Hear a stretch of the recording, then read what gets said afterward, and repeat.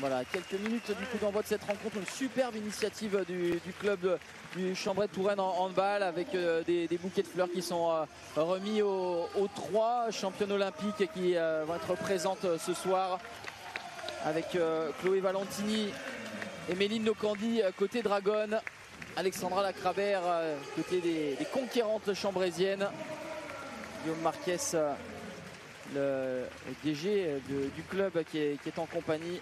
Voilà des 3 joueuses de l'équipe de France qui nous ont fait plaisir vraiment cet été. Vous parlez de la continuité, deuxième temps de jeu, là pour l'instant pas forcément de danger vers le but. Et le premier but, il est là, inscrit par Jonas Stojkovic. On n'a pas forcément travaillé, elle s'est débrouillée toute seule, la Serme, mais derrière l'explosivité de Méline Nocandi. Ouais, les 10 dernières minutes de cette première période vont être importantes, en tout cas pour les chambraisiennes, hein, ne pas se faire décrocher après avoir livré une copie plutôt consistante sur les 20 premières. Ouais, ces pertes de balles, ces petites scories là, qui viennent entacher un petit peu la Oui, belle c'est bien fait. Oh, c'est bien fait. Elle a fait écouter ne sait pas toutes les joueuses devant elle là. Une patte et derrière le chemin s'est créé. Et ensuite, faut-il encore bien terminer le travail devant Atadou Sako. Remarquable. Jonas Stojkovic. Et si derrière, Rike Granlund réalise des parades, les chambraisiennes peuvent rester au contact. Il a permis le changement attaque-défense entre Stojkovic et Berklacic. Michievich. Allez, complètement transpercé la défense chambraisienne ainsi que Rike Granlund. Il y a de quoi bien faire, bien exploiter cette dernière possession pour les chambraisiennes. Et Amélie, si par bonheur pour elle revenait à 3 buts, là on serait dans une certaine conformité par rapport à la physionomie de cette première période avec Alexandra Lacrabert, le jet de 7 mètres à suivre. Et ben voilà, cette mini remontada avant la mi-temps pour Chambray. Si elles arrivent à aller au bout là avec Berklacic qui va s'avancer sur le penalty, il y aura des motifs d'espoir en seconde période. Berklacic face à Atadou Sako. Ouais, tout le monde s'est tu pour laisser la concentration maximale à la numéro 41 de Chambray. Et les chambraisiennes qui reviennent à 3 buts à l'issue de cette première période. Tous les espoirs sont encore possibles. On commence très bien le match, ce qui est une bonne chose parce que ce n'était pas le cas la semaine dernière. On était dans un bon rythme, après on perd quelques ballons qui du coup sont payés direct avec Metz, il faut s'y attendre. Mais je trouve oui, c'est bien d'être revenu à -3, je pense qu'on pouvait même faire mieux.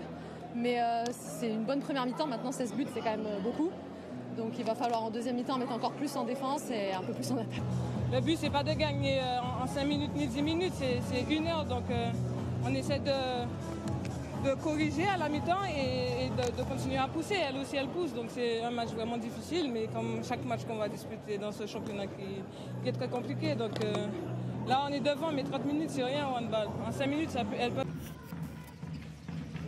Avec Abosavi, avec Lacrabert, Stojkovic, Perry qui retrouve son pivot, Alexandra Lacrabert et Chambray qui recolle un but. Berklacic, Lacrabert, voilà du rythme, du dynamisme et le tir de Stojkovic. C'est bien fait, c'est bien réalisé. Et Chambray qui marque un 17e but et qui revient à 8. On va le revoir, elle a vraiment cherché à contourner et surtout recroiser. Nocandi avec Burgard, Astrid Descouans, Paola, Nocandi qui retrouve Boudin de Paola, Burgard. Ouais, lorsqu'on a de si bonnes manieuses de ballon, lorsque tout le monde récite sa partition en harmonie, eh bien ça donne cette finition de Louise Burgard. La difficulté, hein, lorsqu'on est tout le temps le chasseur, eh bien on laisse des plumes, on laisse de l'énergie. Ça va se jouer ici à la lucidité. Alexandra Lacrabert, le ballon qui manquait peut-être de puissance, ce tir. Et puis elle avait décroisé ces 2 derniers de loin, elle s'y attendait. Là, Atadou, Sako. Burgard, le 2e but d'affilée pour Louise Burgard. Ça travaille côté gauche, ça finit sur Louise Burgard qui profite de l'espace créé. Il n'y a plus qu'à aller dans le couloir, tellement le travail à gauche et dans le secteur central a été bien amené.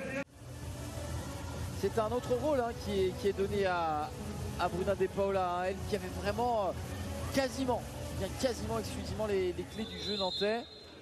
Là, elle peut s'appuyer sur Louise Burgard, sur Méline Nocandi. Oui, qu'elle pourra beaucoup souffler aussi par moment parce qu'il y a vraiment tout ce qu'il faut pour justement faire ces rotations sur la base arrière. Le passage en force de Sarah Multi et Janela Blombou qui s'est précipitée, qui a vu que Atadou Sakho n'avait pas regagné ses buts. L'idée est louable, la réalisation un petit peu moins. Ouais, le ballon passé en cloche pour pouvoir passer ce rideau défensif. Vous aviez bien ciblé évidemment les poisons des Chambrésiennes. Eh bien, c'est l'activité de Paula et de Méline Nocandi qui ont été prises en strict, mais forcément lorsqu'on a de belles joueuses, de belles manieuses de ballon autour, eh bien, on peut arriver à des décalages. Le coup voilà, de fou au buzzer, ça termine sur le poteau, ça aurait été beau pour le spectacle. Victoire de Metz 30-23. Elles n'auront pas véritablement tremblé les Dragons, mais elles ont eu besoin malgré tout de mettre des petits coups d'accélérateur aux abords de la 20e minute en première période et finalement sensiblement au même moment dans le second acte.